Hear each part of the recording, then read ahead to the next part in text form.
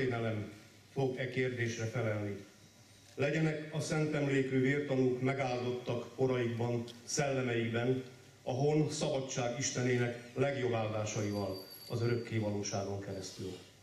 Engem, ki nem borulhatok le a magyar Golgota porába, engem október 6-a térdeimre borulva fog hontalanságom remetelakában látni, amint az engem kitagadott hazafelé nyújtva ad karjaimat, a hála bő érzelmével áldom a vértanúk szent emlékét hűségükért a haza iránt, és a magasztos példáért, melyet az utódoknak adatnak, s buzgóimával kérem a magyarok Istenét, hogy tegye diadalmassá a velőkig ható szózatot, mely Hungária ajkairól a magyar nemzethez zeng.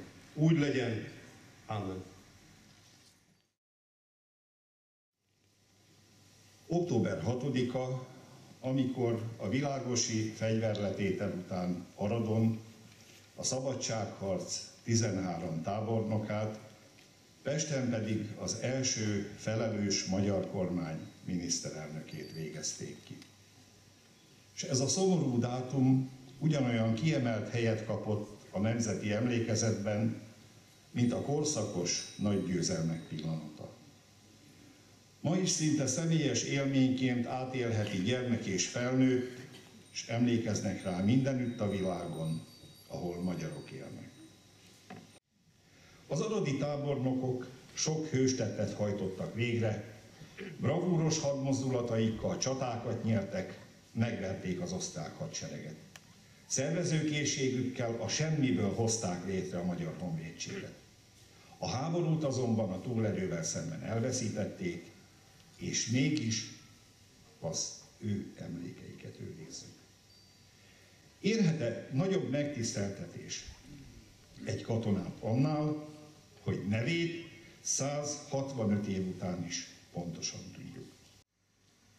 Az aradi 13-ak egységes szoborcsoportként vonultak be a Nemzeti Emlékezet panteonjába.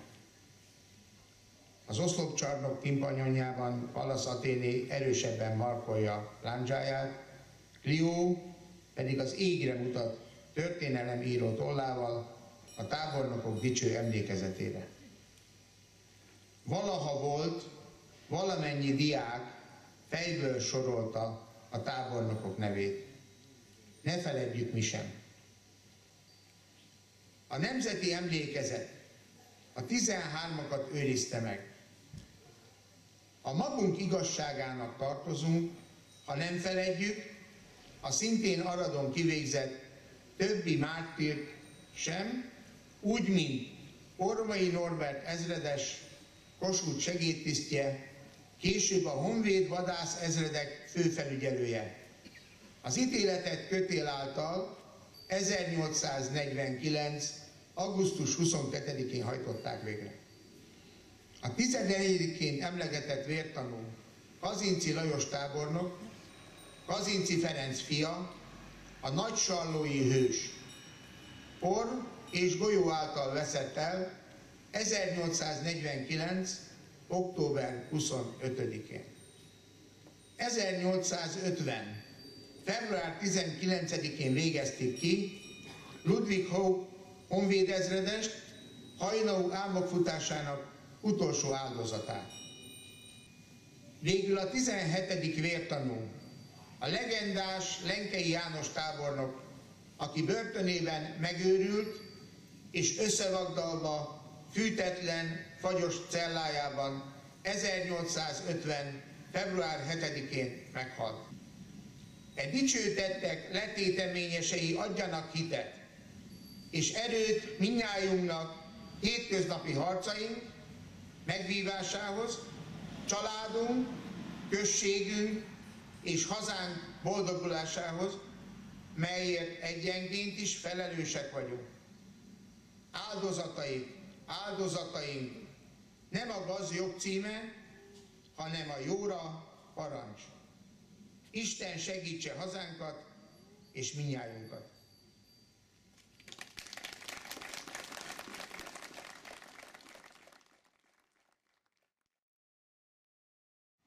Ha keseregne a szívem, és sajogna a bensőm, akkor olyan ostoba és tudatlan volnék veled szemben, mint az állat. De én mindig veled leszek, mert te fogod jobb kezemet. Tanácsoddal vezetsz engem, és végül dicsőségedbe fogadsz. Nincs senkim rajtad kívül a mennyben, a földön sem gyönyörködöm másban. Ha elenyészik is testem és szívem, szívemnek kősziklája és örökségem, te maradsz, Istenem, örökké. Ámen.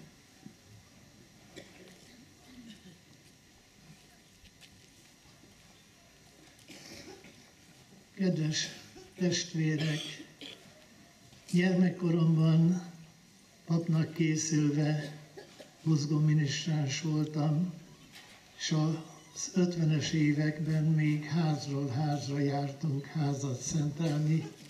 Nagyon sok parasztházban láttam azt a képet, ahol az aradi 13-at kivégzik, és engem, aki papnak készültem, megragadott a fiatal, vékony, birétumos, fehér karinges, stólás, feszülettel ott álló pap a hős tábornokok mellett. 1948-ban a Szovjetunióból visszaadtak néhány 100 évvel korábban elzabrált magyar zászlót. Ezeken a zászlókon ott volt Szűz Mária, mint ahogy itt most is látom az egyik zászlón. Én arra kérek mindenkit ökumenikus szeretettel, hogy tanuljunk az aradi vértanúktól hazaszeretetet és imádságot. Az Úr áldjon meg és őrizzen meg titeket. Az Úr világosítsa az orcáját rajtatok, és könyörüljön rajtatok. Az Úr fordítsa az orcáját tirejátok, és adjon ti néktek békességet. Amen. Amen.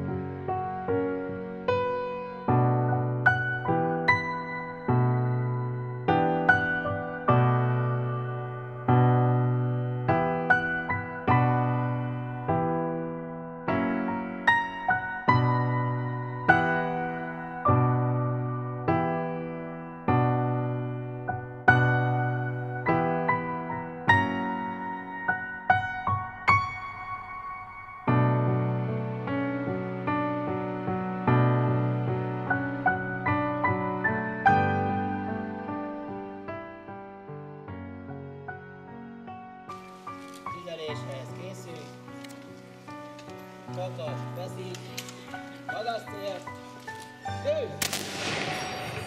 Fegyvert áll!